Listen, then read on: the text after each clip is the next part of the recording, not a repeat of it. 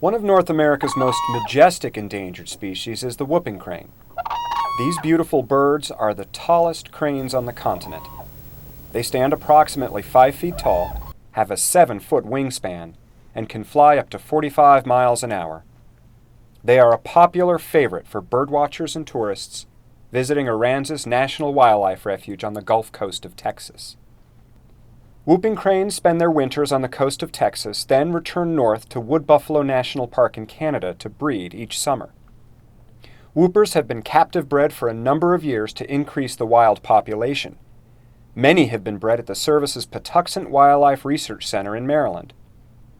In addition, many partners have assisted in whooping crane recovery through such efforts as establishing a new flock that migrates from Wisconsin to Florida, assisted by piloted ultralights leading the way.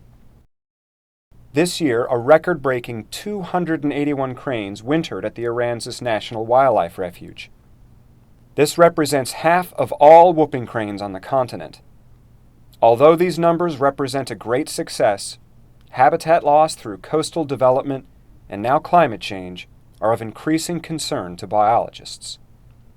Much of the coastal marsh habitat that whooping cranes rely upon for food and shelter are being lost to real estate development.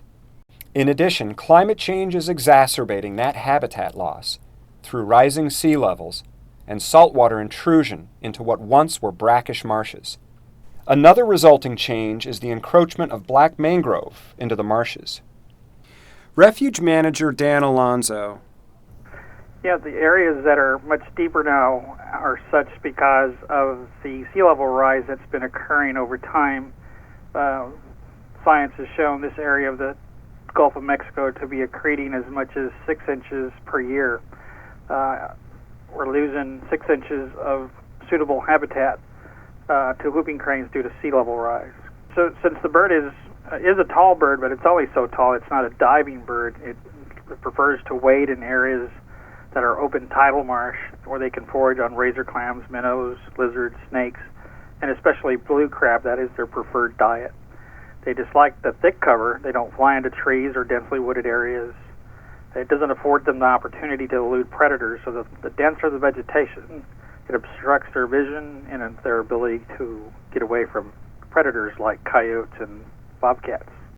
So the climate-related proliferation of black mangrove makes what was once prime habitat undesirable to the cranes. To help counter these climate-induced habitat changes, the service is working with a number of partners to assess the amount of suitable habitat that is needed to ensure whooping cranes can continue their recovery.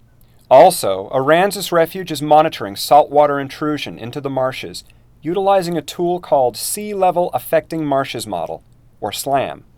In addition to using SLAM analyses, the refuge is mapping black mangrove and researching effective ways to control the woody vegetation.